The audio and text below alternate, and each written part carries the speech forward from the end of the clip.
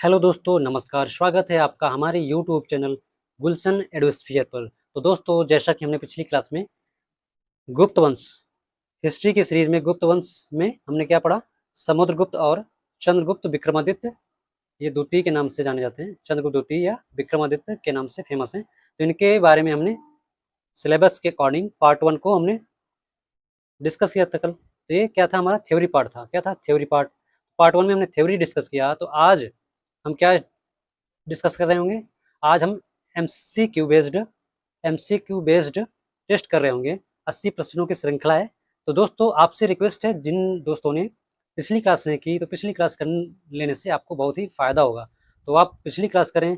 पिछली क्लासों को करने के बाद आप नई क्लासों को देखें। उनको आप जो है पिछली क्लासों को देखने के बाद, उनको पढ़ने के बाद आप नई क्लासों को ज्वाइन करें, नई क्लासों को देखें, तो आपको बहुत ही बेनिफिट मिलेगा इससे, है ना। आपके टेस्ट में आप अच्छा स्कोर करोगे तो आपका मन और मनोबल बढ़ा रहेगा ना, तो आपका मनोबल बढ़ेगा कि हाँ, हम कर पा रहे हैं। तो मैंने सारे इंपॉर्टेंट क्वेश्चन को कवर किया है। तो चलते हैं दोस्तों आज के हिस्ट्री के सीरीज में एमसीक्यू बेस्ड टेस्ट में चलते हैं बिना समय गवाए टेस्ट की तरफ। तो दोस्तों, यहाँ से हमारा शुरू हो रहा है टेस्ट सीरीज, जो 80 प्रश्नों की श्रृंखला है। तो एमसीक्यू बेस्ड टेस्ट यहाँ से स्टार्ट हो रहा है। ओके, चलते हैं आज के पहले प्रश्न की ओर। तो पहला प्रश्न हमारा क्या है? पहला प्रश्न है, भारत का नेपोलियन किस गुप्त सम्राट या गुप्त शासक को कहा जाता है? किसे कहा जाता है? समुद्रगुप्त को, है ना। इनका शासन काल क्या था? 335 एडी से लेकर के 380 एडी तक। ओके, नेक्स्ट, समुद्रगुप्त को भारत का नेपोलियन किस इतिहासकार ने कहा था, है ना। तो किस इतिहासकार ने कहा था? विंसेंट स्मिथ ने कहा था। इनका क्या नाम था? इनका फुल फॉर्म है विंसेंट विंसेंट आर्थर स्मिथ। तो ये महोदय ने अपनी, जो इनकी कृति थी, इनकी पुस्तिका बुक थी, इनकी book the early history of India में इन्होंने समुद्रगुप्त को भारत का नेपोलियन की संज्ञा दी थी, है ना। अपराजय बोला था। इसके साथ साथ प्रयाग प्रशस्ति में भी इनको नेपोलियन, भारत का नेपोलियन या अपराजय कहा गया है, प्रयाग प्रशस्ति में भी। ओके, क्लियर दोस्तों। नेक्स्ट क्वेश्चन, प्रयाग प्रशस्ति इलाहाबाद स्तंभ लेख की रचना किसने की थी? तो किसने इसकी रचना की थी? हरिसेन। ये कौन थे? समुद्रगुप्त के प्रधान कवि। कौन थे? प्रधान कवि थे। ओके, और ये कालिदास, ये चंद्रगुप्त विक्रमादित्य के टाइम पे थे। चंद्रगुप्त द्वितीय के समय। बाणभट्ट ये हर्षचरित्र के हर्षचरित्र के रचनाकार हैं।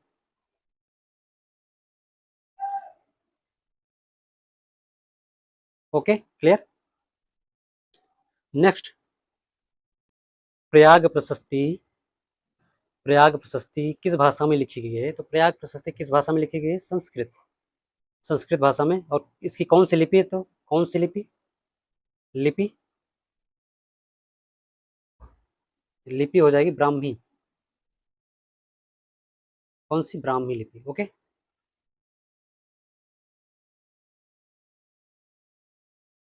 प्रयाग प्रशस्ति की शैली कौन सी है? तो प्रयाग प्रशस्ति की शैली कौन सी है?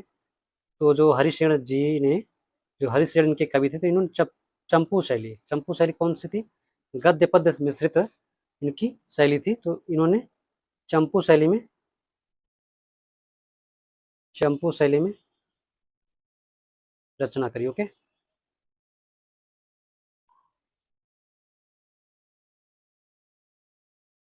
चंद्रगुप्त द्वितीय ने शकों को पराजित करने के बाद कौन सी उपाधि धारण की थी? तो चंद्रगुप्त द्वितीय ने शकों को पराजित करने के बाद विक्रमादित्य और सकारी की उपाधि धारण की थी, है ना।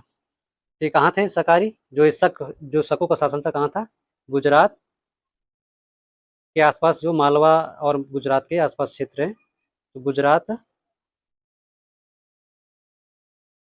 मालवा के क्षेत्र में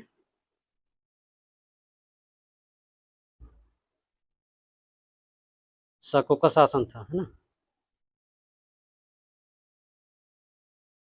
तो यहाँ ने विक्रमादित्य ने इनको हराया और सकारी की उपाधि धारण की, सकारी या विक्रमादित्य की। चंद्रगुप्त द्वितीय के शासनकाल में कौन सा प्रसिद्ध चीनी यात्री भारत आया था? तो कौन सा चीनी यात्री था? इसका आंसर हो जाएगा फाइयान, सी। आंसर सी, इसका ऑप्शन सी हो जाएगा आंसर। और फाइयान की जो रचना थी, क्या थी फाइयान की रचना? फा की, फाको की, फाको की करके थी, ऐसी है इसकी रचना, चीनी नाम है। और हेन सॉन्ग कब आया था? हेन सॉन्ग कब आया था? तो हेन सॉन्ग आया था हर्षवर्धन के टाइम पे, हर्षवर्धन। क्लियर।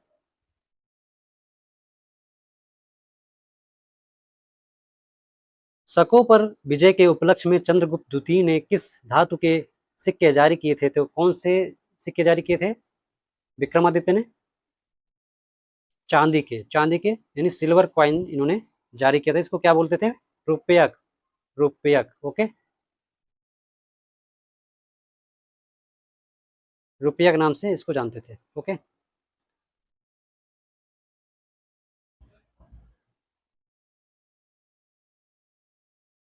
नेक्स्ट। नेक्स्ट में क्या है? नेक्स्ट में समुद्रगुप्त के सिक्कों पर उन्हें किस वाद्य यंत्र को बजाते हुए दिखाया गया है?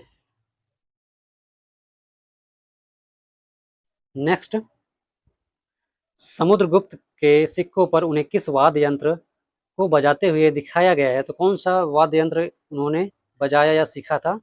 तो वो था वीणा। ऑप्शन ए आंसर वीणा हो जाएगा। क्या हो जाएगा? वीणा। तो इन्हें क्या बोला जाता था? इनकी उपाधि इसलिए कविराज, कविराज भी इनको कहा जाता था। क्या बोला जाता था? कविराज। इनको संगीत का भी शौक था, तो इसकी वजह से इनको कविराज, इनको संगीत का ज्ञान या शौक होने की वजह से कविराज भी कहते थे, है ना। चंद्रगुप्त द्वितीय के नवरत्नों में से प्रसिद्ध आयुर्वेदाचार्य और चिकित्सक कौन थे? तो ये कौन हो जाएंगे? इनके आंसर हो जाएंगे ऑप्शन सी, धनवंतरी। ये थे चिकित्सक, महान चिकित्सक। ओके। वरामिर कौन थे? तो ये खगोल शास्त्री, ज्योतिषाचार्य खगोल शास्त्री थे। क्लियर।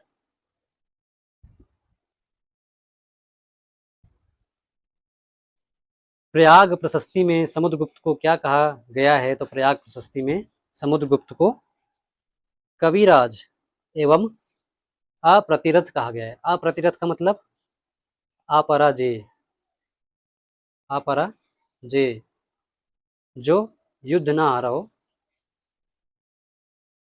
जो युद्ध ना हारा हो।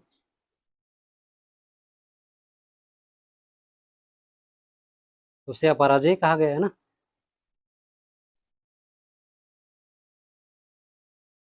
समुद्रगुप्त ने आर्यावर्त, उत्तर भारत के जो राज्य थे, के कितने शासकों को पराजित कर साम्राज्य में मिलाया था? तो कितने शासकों को उन्होंने हराया था आर्यावर्त के शासकों को? तो ये आंसर हो जाएगा इसका आंसर डी।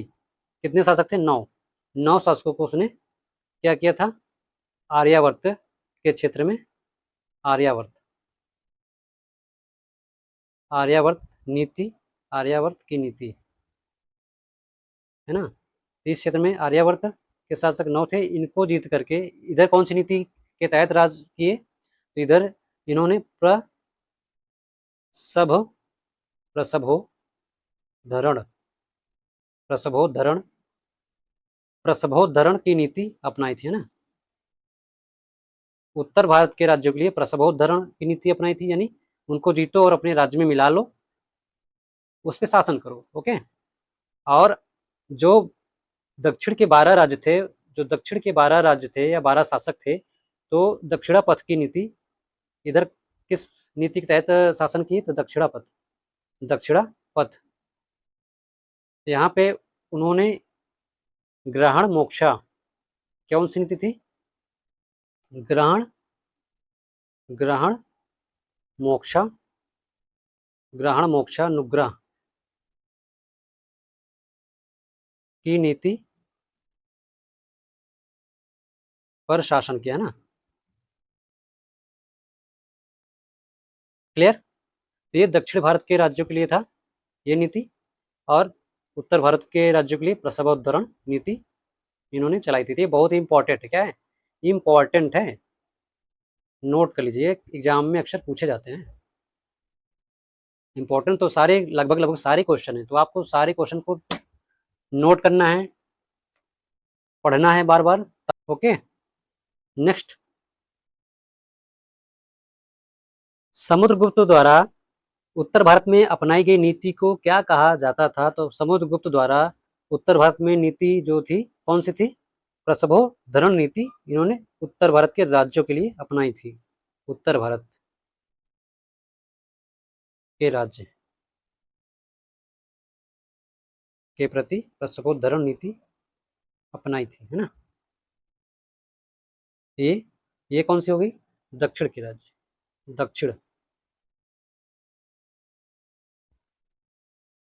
क्लियर? समुद्रगुप्त ने दक्षिणापथ, दक्षिण भारत के राज्य, कितने राजाओं पर विजय प्राप्त की थी? तो कितने राजाओं पर विजय प्राप्त की थी? तो आंसर हो जाएगा इसका डी, 12। क्लियर? नेक्स्ट, समुद्रगुप्त द्वारा दक्षिण भारत के राजाओं के प्रति अपनाई गई नीति का नाम क्या था? तो उन्होंने कौन सी नीति अपनाई थी? तो ये हो जाएगी ग्रहण मोक्षानुग्रह नीति। ओके, चंद्रगुप्त द्वितीय की दूसरी राजधानी कौन सी थी? तो चंद्रगुप्त द्वितीय की दूसरी राजधानी क्या थी? उज्जैनी थी। क्या थी? उज्जैनी। इन्होंने जब शकों को शकों को मालवा से या गुजरात के आसपास के क्षेत्र जो थे, मालवा से खदेड़ा या वहां से हटाया, तो विक्रमादित्य ने क्या किया?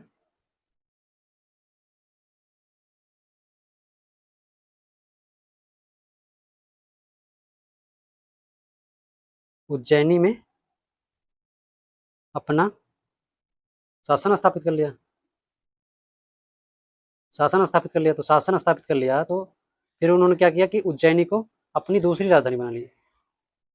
तो इसको दूसरी राजधानी बना लिए। तो दूसरी राजधानी यहाँ क्या था कि यहाँ वेधशालाएं थी। क्या थी? वेधशाला, वेधशाला थी, जिसमें बराह मीर जो थे वो खगोल शास्त्र की जो भी उनको जानकारी या जो भी खोज या रिसर्च करना होता था, तो वो इसी वेधशाला में, उज्जैन की वेधशाला में करते थे।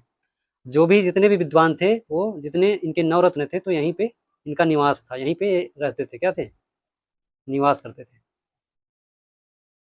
तो ये अत्यंत समृद्ध स्थल था, है ना? ये कई प्रकार से ये व्यापारिक व्यापार और विद्या के लिए, व्यापार और विद्या के केंद्र के रूप में स्थापित था, स्थापित थी, है ना? उज्जैनी जो है इतना महत्वपूर्ण थी। दिल्ली में स्थित मेहरौली लौह स्तंभ का संबंध मुख्य किस गुप्त शासक से जोड़ा जाता है? तो कौन से गुप्त शासक थे? मेहरौली के लौह स्तंभ का संबंध, इसका आंसर क्या हो जाएगा? चंद्रगुप्त द्वितीय। इसकी जो है स्थापना या रचना किसने करवाई थी? इसका निर्माण, तो इसका निर्माण जो है चंद्रगुप्त द्वितीय ने करवाई थी। मेहरौली लौह स्तंभ किस धातु विज्ञान की उत्कृष्टता के लिए विश्व प्रसिद्ध है? तो इसमें क्या था कि ये जो है जंग ना लगने वाले लोहे के रूप में आज भी क्या है? रहस्य बना हुआ है। क्या है? विज्ञानियों के लिए आज भी रहस्य है कि ऐसा कौन सा रसायन यूज किया गया, प्रयोग की जिससे आज भी ये जो लोहा या लौह स्तंभ है आज भी वैसे के वैसे ही बना हुआ है, जंग नहीं लगा आज तक। ओके। नेक्स्ट क्या है, समुद्रगुप्त के पश्चात गुप्त सिंहासन पर अल्पकाल के लिए बैठने वाले शासक का क्या नाम था?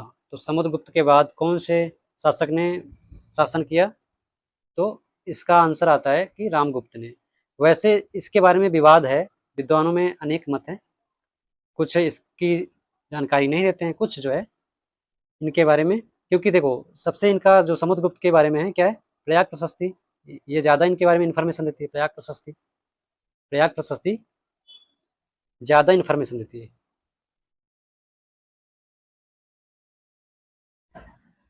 बट रामगुप्त का वहाँ कोई वर्णन ही नहीं, क्या है, वर्णन नहीं मिलता है, नहीं मिलता है। तो इसकी वजह से विद्वानों में असहमति कि राजा शायद ना रहे हों। तो लेकिन फिर साहित्यों में देखा जाता है, साहित्यों में तो विशाखदत्त थे, विशाखदत्त, विशाखदत्त थे। तो इनकी जो देवी चंद्रगुप्तम है, ये देखिए देवी चंद्रगुप्तम, देवी चंद्रगुप्तम में इनका वर्णन मिलता है। और एक है कोई जैन, जैन मुनि करके कोई लेख है, जैन मुनि, जैन मुनि लेख जो है, तो इससे भी साक्ष्य मिलता है कि रामगुप्त के बारे में, है ना। नेक्स्ट, तो नाटक देवी चंद्रगुप्तम के रचनाकार कौन है, जिसने जिसमें रामगुप्त और चंद्रगुप्त की कथा है, क्या है, कथा है। तो इसके लेखक कौन हो जाएंगे, विशाखदत्त। ओके। इनकी रचना क्या है, मृच्छ, मृच्छ कटिकम, मृच्छ कटिकम। कालिदास की तमाम सारी रचनाएं, इनकी क्या है रचनाएं, मेघदूतम,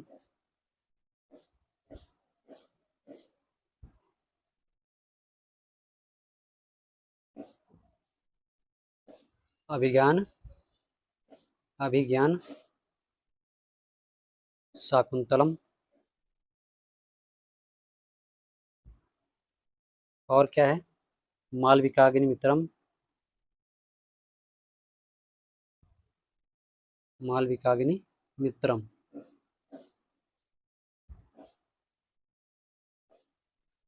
आदि आदि तमाम सारी रचनाएं, तो ये सारी इनकी रचनाएं कालिदास की, है ना। इनकी तो एक और फेमस रचना है जो मुद्रा राक्षस, क्या है, मुद्रा राक्षस। Okay, clear. नेक्स्ट, चंद्रगुप्त द्वितीय ने अपनी पुत्री प्रभावती गुप्त का विवाह किस वंश के राजा से किया था? तो किस वंश के राजा से किया था? तीनों ने अपनी पुत्री प्रभावती गुप्ता का विवाह जो है वाकाटक वंश के रुद्रसेन द्वितीय से शादी या विवाह किया था, है ना। किस वजह से? शकों को कमजोर करना है और विवाह नीति के तहत शकों को घेराबंदी करना है, ये था इनका राज विस्तार नीति। ओके। नेक्स्ट, चंद्रगुप्त द्वितीय की नौ रत्नों में प्रसिद्ध खगोल शास्त्री कौन थे? तो खगोल शास्त्री कौन थे, इनका आंसर हो जाएगा आंसर ए, ये खगोल शास्त्री थे। और ये क्या थे, छपड़क दार्शनिक, क्या थे, दार्शनिक। शंकु क्या थे, शंकु थे वास्तु शिल्प, वास्तु वास्तुकला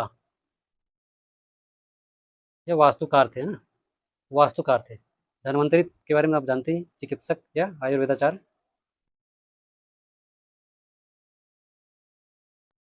क्लियर। नेक्स्ट, संस्कृत महाकवि कालिदास किसके दरबार के प्रमुख नवरत्न थे? तो ये किसके नवरत्न थे? ये चंद्रगुप्त द्वितीय के टाइम पे प्रमुख नवरत्न थे। समुद्रगुप्त के सिक्कों पर अश्वमेध पराक्रम लिखा हुआ किस प्रकार के सिक्कों पर मिलता है? तो ये कौन से प्रकार के सिक्के थे? इनके अश्वमेध प्रकार के सिक्कों पर अश्वमेध पराक्रम लिखा हुआ प्राप्त होता है। ओके। ये क्या हो जाएगा, व्याघ्रहनन, व्याघ्रहनन प्रकार। ये इसमें क्या है कि समुद्रगुप्त के, समुद्रगुप्त के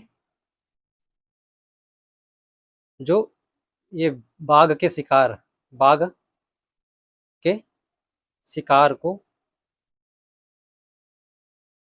दिखाया गया है ना। कि बाघ के शिकार में कितने निपुण थे समुद्रगुप्त, वो दिखाए गए।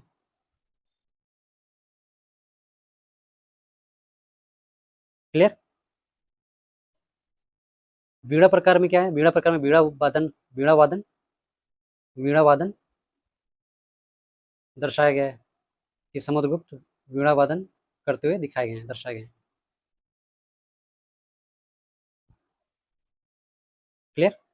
नेक्स्ट, चंद्रगुप्त द्वितीय की माता का क्या नाम था? इनकी माता का क्या नाम था? दत्त देवी। क्या था? दत्त देवी। ध्रुव देवी क्या कौन थी? ध्रुव देवी जो रामगुप्त की पत्नी थी, रामगुप्त की पत्नी, रामगुप्त की पत्नी ध्रुव देवी या ध्रुव स्वामिनी के नाम से जानी जाती है। क्या? ध्रुव स्वामिनी, ध्रुव स्वामिनी। क्लियर। इनके साथ क्या है? इनके साथ चंद्रगुप्त द्वितीय ने विवाह कर लिया। इनको जो है रामगुप्त को पराजित करने के बाद या हटाने के बाद, शासन से हटाने के बाद, इनकी पत्नी ध्रुव स्वामिनी से चंद्रगुप्त द्वितीय ने शादी कर लिया। Okay, clear. और कुमार देवी कौन थी? कुमार देवी इनकी कहा जाए तो समुद्रगुप्त की माँ का नाम था। क्या नाम था? समुद्रगुप्त की माँ का नाम, समुद्रगुप्त की माँ। क्लियर। समुद्रगुप्त की माता का क्या नाम था जिसके कारण उन्हें लिच्छवी दौहित्र कहा गया है? तो समुद्रगुप्त की माता का नाम कुमार देवी था। ये लिच्छवी गणराज्य की राजकुमारी थी। क्या थी? लिच्छवी गणराज्य की राजकुमारी थी। इसकी वजह से समुद्रगुप्त को लिच्छवी दौहित्र कहा गया। नेक्स्ट, समुद्रगुप्त को किस अभिलेख में लिच्छवी दौहित्र, लिच्छवी कन्या का पुत्र कहा गया है? तो ये किस अभिलेख में था? इनको प्रयाग प्रशस्ति में कहा जाता है ना। चंद्रगुप्त द्वितीय ने नागवंश की किस राजकुमारी से विवाह किया था? तो कौन थी? आंसर कुबेर नागा हो जाएंगे ना। क्लियर। चंद्रगुप्त द्वितीय की प्रधान महिषी मुख्य रानी कौन थी? तो ये कौन हो जाएंगी? ध्रुव देवी। इनकी एक रानी ये थी और दूसरी रानी कौन थी? कुबेर नागा। कौन सी थी? कुबेर नागा। ये इनकी माँ थी, माँ, दूसरी पत्नी। क्लियर। नेक्स्ट, प्रयाग प्रशस्ति अभिलेख मूलतः किस स्थान पर स्थापित था जिसे बाद में अकबर द्वारा इलाहाबाद लाया गया? तो ये कहाँ था? कौशाम्बी में था। क्लियर। कौशाम्बी से अकबर ने अपनी किला इलाहाबाद के किला में स्थापित करवाया। प्रयाग प्रशस्ति स्तंभ समुद्रगुप्त के अतिरिक्त किस मुगल सम्राट का लेख उत्कीर्ण है? तो इसमें किसमें कौन हो जाएगा? जहांगीर। जहांगीर का लेख उत्कीर्ण है। और कौन है? अशोक तो ही है, अशोक और समुद्रगुप्त। इन तीन शासकों का लेख उत्कीर्ण है। और चौथे जो शासक हैं इनका क्या है? उनसे संबंध माना जाता है। क्यों? क्योंकि इन्होंने इलाहाबाद में स्थापित करवाया प्रयाग प्रशस्ति को, जो है कौशाम्बी से हटवाकर, कौशाम्बी से कौशाम्बी से विस्थापित करवा के इलाहाबाद किला में स्थापित करवाया। तो इसकी वजह से इनका भी संबंध जोड़ा जाता है कि इसका भी, अकबर भी प्रयाग प्रशस्ति से संबंध रखते हैं, लेकिन इनका लेख जो है उत्कीर्ण नहीं है। समुद्रगुप्त ने आटविक राज्यों के प्रति कौन सी नीति अपनाई थी? तो इन्होंने कौन सी नीति अपनाई थी? तो ये परिचारकीकृत दास बनाने की नीति इन राज्यों के प्रति अपनाई थी। क्लियर। नेक्स्ट, सीमावर्ती राज्य एवं विदेशी शक्तियों द्वारा समुद्रगुप्त के सामने आत्मसमर्पण की नीति को क्या कहते थे? तो जो सीमावर्ती राज्य एवं विदेशी शक्तियों द्वारा समुद्रगुप्त के सामने आत्मसमर्पण की नीति को क्या कहते थे? तो ये आत्मनिवेदन। क्या था? आत्मनिवेदन या कन्योपायन गरुत मंदक नीति, इनकी मदंक नीति प्रसिद्ध थी। है। नेक्स्ट, समुद्रगुप्त का दरबारी कवि हरिसेठ किस पद पर आसीन था? तो किस पद पर था? इसका आंसर हो जाएगा महादंड नायक, संधि संधि विग्रहक। संधि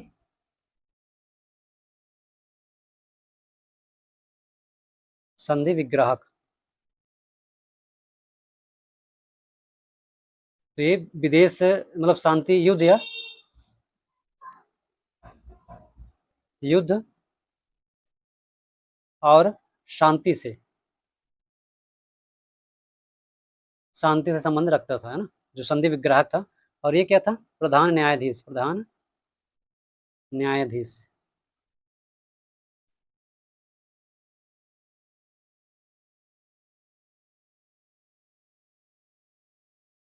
तो इनके पास दोनों पद थे ना।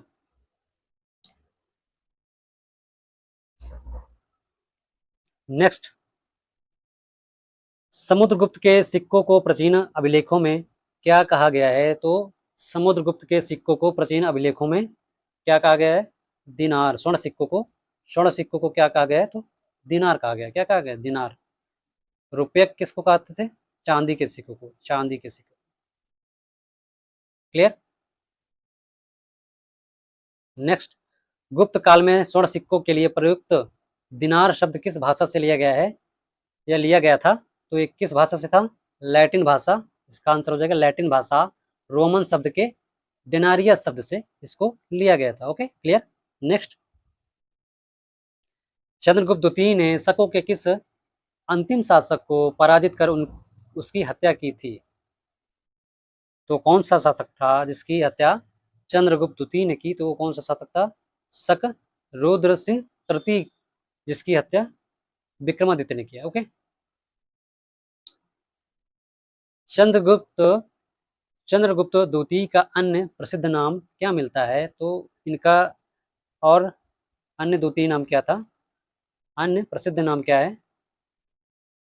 चंद्रगुप्त द्वितीय का अन्य प्रसिद्ध नाम क्या मिलता है? तो इसका प्रसिद्ध नाम क्या मिलता है? देवगुप्त या देवराज, इनका प्रसिद्ध नाम मिलता है। ओके।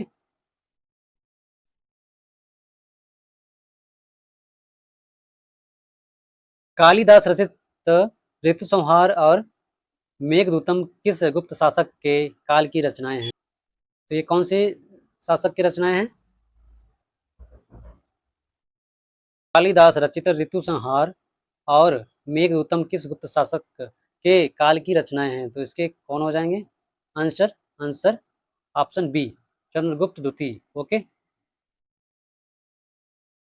संस्कृत कोश ग्रंथ अमर कोश के रचयिता अमर सिंह किसके नवरत्न थे? तो किसके नवरत्न थे? इस इनके नवरत्न थे चंद्रगुप्त द्वितीय के नवरत्न थे। तो मैंने देखिए कल जो है एक ट्रिक बताई थी इसको याद करने की, तो आपको फिर से एक बार बता दे रहा हूँ। जो लोग नहीं देखे हैं तो पिछला वीडियो भी देख लीजिए, एक शॉर्ट, जहाँ से आपको क्लियर हो वहाँ से आप देख लीजिए। लेकिन आपको एक बार फिर से बता दे रहा हूँ वो ट्रिक क्या है, इनके नवरत्नों को याद करने की ट्रिक क्या है। तो नवरत्नों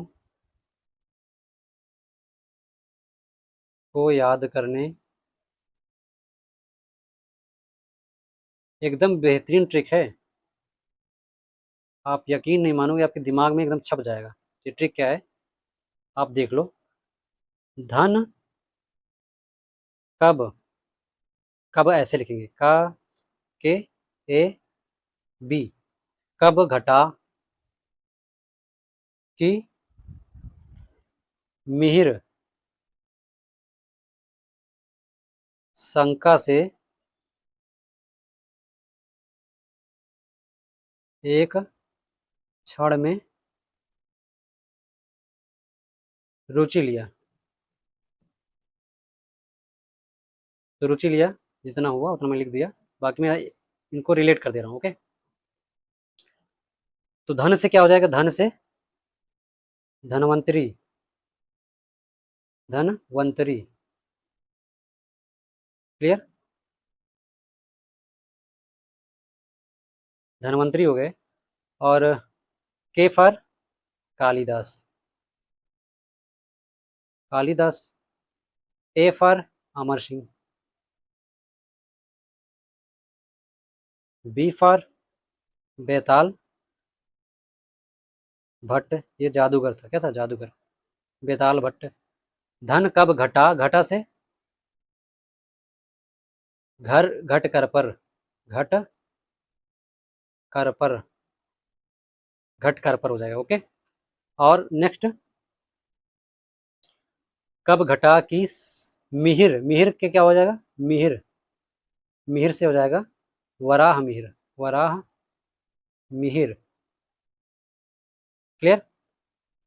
धन कब घटा की मिहिर शंका से, शंका, शंका फॉर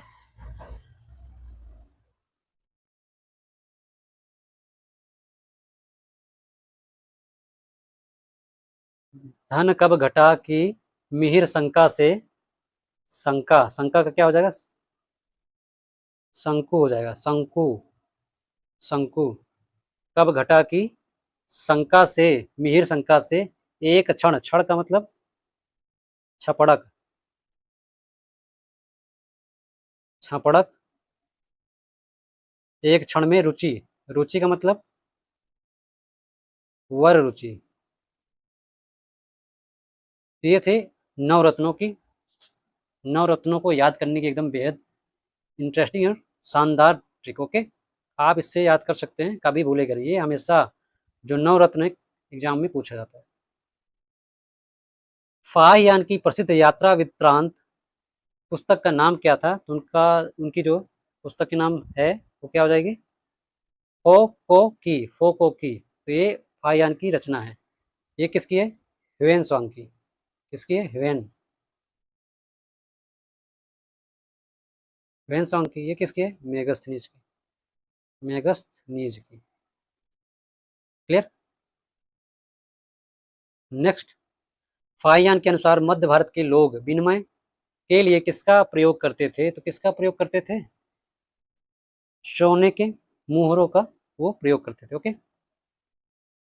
समुद्रगुप्त के अभिलेख में उन्हें संतुष्ट होने पर कुबेर तथा रुष्ट होने पर यमराज कहा गया है। तो किस अभिलेख में कहा गया है, इन्हें किस अभिलेख में कहा गया, तो ये कौन सा है, एरड़ का अभिलेख है। इसमें उन्हें इस तरह की संज्ञा दी गई कि वो संतुष्ट होने पर कुबेर और रुष्ट होने पर यमराज बन जाते थे, ऐसा उनको कहा जाता है। समुद्रगुप्त के एरड़ अभिलेख में उनकी पत्नी का नाम क्या मिलता है, तो उनकी पत्नी का नाम क्या मिलता है, तो उनकी एक पत्नी और थी, कौन थी वो, दत्त देवी। समुद्रगुप्त के एरड़ अभिलेख में उनकी पत्नी का क्या नाम मिलता है, तो उनकी पत्नी का नाम क्या मिलता है, दत्त देवी। दत्त देवी के पुत्र कौन थे, चंद्रगुप्त, चंद्रगुप्त द्वितीय। ओके। चंद्रगुप्त द्वितीय के समय सांची अभिलेख में उनका नाम क्या लिखा मिलता है, तो उनका क्या नाम लिखा मिलता है, देवराज, देवराज उनका नाम लिखा मिलता है। ओके। चंद्रगुप्त द्वितीय का संधि विग्रह विदेश मंत्री कौन था जिसने उदयगिरी गुहा लेख लिखवाया था, तो कौन था, वीरसेन, शौ, शौ ने उदयगिरी गुहा लेख लिखवाया था। Okay, clear. गुहा लेख, सॉरी, उदयगिरी के गुहा लेख किस धर्म एवं देवता से संबंधित है, तो किस धर्म और देवता से संबंधित है, शैव एवं वैष्णव धर्म से। ओके। नेक्स्ट, चंद्रगुप्त द्वितीय के नवरत्नों में वास्तुकार कौन थे, तो कौन थे वास्तुकार, शंकु थे, शंकु।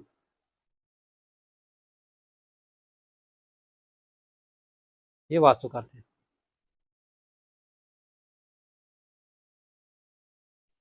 चंद्रगुप्त द्वितीय के नवरत्नों में ज्योतिषाचार्य कौन थे, तो ज्योतिषाचार्य कौन थे, ये वराहमिहिर थे, कौन थे, वराहमिहिर। क्लियर। ये कौन थे, जादूगर।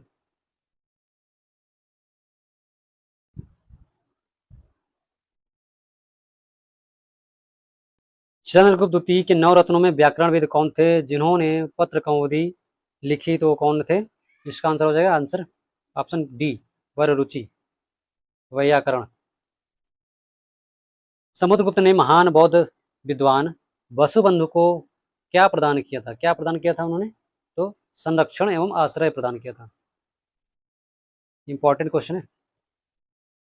श्रीलंका के किस राजा ने बोध गया में बौद्ध मठ बनवाने की या बनाने की अनुमति के लिए समुद्रगुप्त के पास दूत भेजा था, तो कौन सा वो श्रीलंकाई शासक था, इसका आंसर हो जाएगा ऑप्शन डी, मेघवर्ण। इसने बोध गया यानी बिहार के बोध गया में बौद्ध मंदिर या बौद्ध मठ बनाने की अनुमति मांगी थी। समुद्रगुप्त के किस प्रकार के सिक्के उनकी व्याघ्र शिकार कला का पता चलता है? किस प्रकार की सिक्के से उनके व्याघ्र शिकार कला का पता चलता है? तो कौन से प्रकार के थे?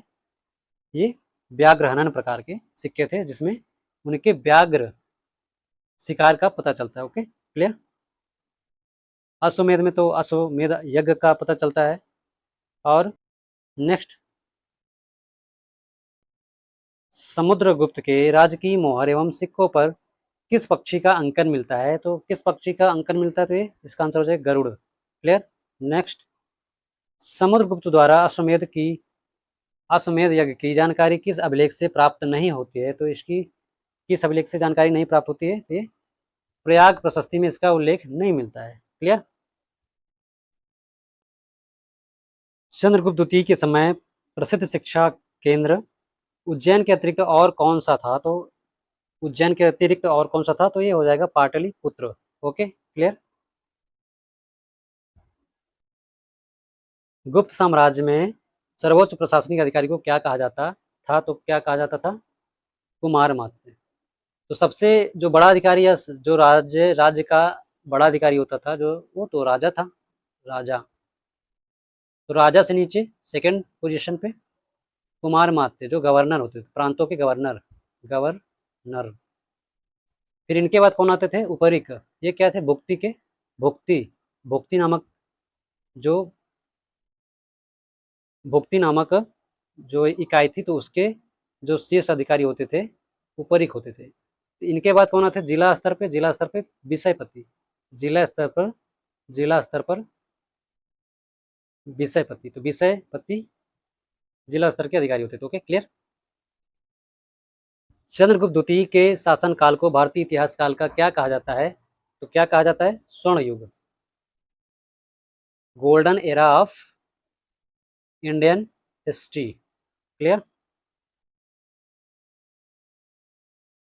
समुद्रगुप्त के परशु प्रकार के सिक्कों पर क्या अंकित मिलता है? तो क्या अंकित मिलता है? तो इसमें उनको क्या कहा गया? कृतांक परशु। ओके।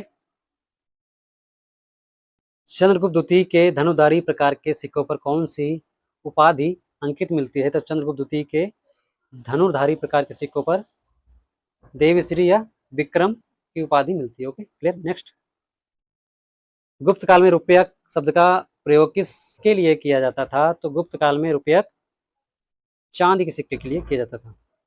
क्लियर। नेक्स्ट, समुद्रगुप्त ने कांची के किस पल्लव राजा को दक्षिणापथ युद्ध में पराजित किया था? तो कौन सा शासक था कांची का? पल्लव शासक विष्णुगुप्त। इसको जो है समुद्रगुप्त ने दक्षिणापथ की नीति के तहत पराजित किया था। ओके। नेक्स्ट, समुद्रगुप्त ने अवमुक्त के किस राजा को पराजित किया था? तो समुद्रगुप्त ने अवमुक्त के किस राजा को? तो ये कौन हो जाएगा? नीलराज। ओके, नीलराज। समुद्रगुप्त ने व्यंग्य के किस सलंकायन राजा को हराया था? तो कौन सा शासक था? तो ये हो जाएगा हस्तिवर्मन। क्लियर। नेक्स्ट, चंद्रगुप्त द्वितीय ने पूर्व में बंगाल के शासकों के संघ को पराजित करने का विवरण कहाँ मिलता है? तो ये कहाँ मिलता है? इसका विवरण मेहरौली लौह स्तंभ के लेख में मिलता है। क्लियर। चंद्रगुप्त द्वितीय के समय विषयपति किस प्रशासनिक इकाई का प्रमुख होता था? तो विषयपति जिला लेवल का अधिकारी होता था। ओके। प्रांत या भुक्ति का जो शीर्ष अधिकारी होता था कौन था? उपरिक। क्लियर। चंद्रगुप्त द्वितीय ने अपनी किस उपाधि से स्वयं को परम वैष्णव घोषित किया था? तो कौन सी उपाधि थी? परम भागवत। क्लियर। कालिदास रचित अभिज्ञान शाकुंतलम का संबंध किस गुप्त शासक के काल से है? तो ये किस गुप्त शासक के काल से? तो चंद्रगुप्त द्वितीय, ऑप्शन डी। क्लियर। वराहमिहिर द्वारा रचित प्रसिद्ध ग्रंथ का क्या नाम है? तो वराहमिहिर की रचनाएं क्या थी? ये बृहत संहिता और पंच सिद्धांतिका इनकी प्रसिद्ध रचनाएं हैं। Okay, clear. नेक्स्ट, बेताल भट्ट द्वारा रचित प्रसिद्ध कृति कौन सी मानी जाती है? तो ये कौन सी कृति थी इनकी?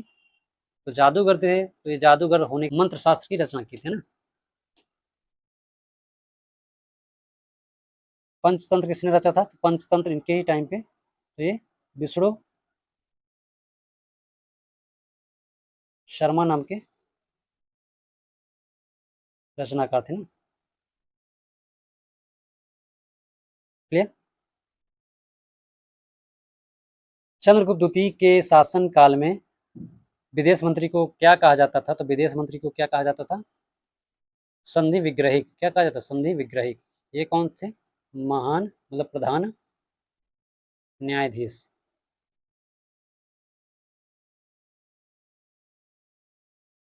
क्लियर। समुद्रगुप्त के बाद और चंद्रगुप्त द्वितीय के पहले रामगुप्त के अस्तित्व की पुष्टि किस ताम्रपत्र से होती है? तो किस ताम्रपत्र से होती है? तो ये विदिशा की दुर्जनपुर जैन मूर्ति लेख से इसका पुष्टि होता है ना। नेक्स्ट, चंद्रगुप्त द्वितीय का सेनापति कौन था जिसने सांची अभिलेख में दान का उल्लेख किया है? तो ये कौन सा सेनापति था? ये हो जाएगा ऑप्शन सी, आम्र कारदव। क्लियर। नेक्स्ट, समुद्रगुप्त की किस उपाधि का अर्थ सभी राजाओं को उखाड़ फेंकने वाला है? तो ये कौन सा हो जाएगा? समुद्रगुप्त की उपाधि क्या हो जाएगी? सर्वराजो छेत्ता। सर्वराजो छेत्ता इनकी उपाधि थी, जिसका अर्थ था सभी राजाओं को उखाड़ फेंकने वाला। नेक्स्ट, चंद्रगुप्त द्वितीय ने शकों को पराजित करने के लिए किस नीति का मुख्य सहारा लिया? तो ये कौन सी नीति का सहारा लिए थे? सैन्य शक्ति एवं वैवाहिक संबंध, ये इनकी मुख्य शब्द जो नीति थी, तो इसके सहारे इन्होंने शकों को पराजित किया था। Okay, clear. Option B. Next, Gupta काल में प्रांतों भुक्ति के शासक को क्या कहा जाता था? तो भुक्ति के शासक को क्या कहा जाता था? उपरिक। क्लियर। चंद्रगुप्त द्वितीय के समय पाटलिपुत्र और उज्जैन किस व्यवस्था के लिए प्रसिद्ध थे? तो ये किस व्यवस्था के लिए प्रसिद्ध थे? तो ये हो जाएंगे विद्या एवं व्यापार केंद्र के लिए फेमस थे। ओके। नेक्स्ट, समुद्रगुप्त के सिक्कों पर धनुष बाण लिए हुए आकृति वाले सिक्कों को क्या कहा जाता था या क्या कहते हैं? तो ये कौन सा हो जाएगा? ये धनुष बाण वाले हुए तो धनुर्धारी प्रकार के सिक्के ये हो जाएंगे। Okay, clear. नेक्स्ट, चंद्रगुप्त द्वितीय द्वारा जारी किस प्रकार के सिक्के पर उन्हें सिंह का शिकार करते दिखाया गया है? तो किस प्रकार के था सिक्के? तो ये सिंह विक्रम या सिंह निहंता प्रकार के सिक्के थे। तो इन्होंने इस प्रकार के सिक्कों पर अपना उनका जो है उल्लेख दिखाया गया कि वो सिंह का शिकार करते हुए दिखाया गया है। क्लियर। नेक्स्ट, दोस्तों ये रहा आज का हमारा आखिरी प्रश्न। यहाँ से हमारा गुप्त पीरियड का जो समुद्रगुप्त और चंद्रगुप्त द्वितीय या विक्रमादित्य हैं उनके सारे क्वेश्चन आंसर कंप्लीट होते हैं। तो ये आज का आखिरी प्रश्न देखते हैं। तो समुद्रगुप्त और चंद्रगुप्त द्वितीय का संबंध किस महान प्राचीन भारतीय राजवंश से है? तो इनका किस राजवंश से संबंध था? तो ये गुप्त राजवंश से संबंध थे, गुप्ता डायनेस्टी। ओके, तो यहाँ से दोस्तों हमारा आज का टॉपिक समाप्त होता है। आज के सारे हमने क्वेश्चन आंसर क्लियर कवर किए। तो दोस्तों यहाँ से हमारा आज का टॉपिक समाप्त होता है। सारे महत्वपूर्ण क्वेश्चन आंसर कवर किए और उनको हमने सॉल्व किए। तो दोस्तों ये रहे हमारे 80 प्रश्न, यहाँ से पूरे कवर किए हमने। तो 80 प्रश्नों की श्रृंखला हमने आज के इस वीडियो में हमने कंप्लीट किया। ओके, तो यहाँ से हमारा गुप्त पीरियड के जो समुद्रगुप्त और चंद्रगुप्त द्वितीय के संबंध में जो भी हमने क्लास की वह समाप्त होता है। तो मिलते हैं नेक्स्ट वीडियो में एक नई टॉपिक के साथ। तब तक आप बने रहें हमारे साथ। तो दोस्तों कैसी लगी वीडियो आपको बताना ना भूलें। अगर वीडियो पसंद आई हो तो लाइक करें, शेयर करें, सब्सक्राइब करें। Thanks for watching, keep smiling. जय हिंद, जय भारत।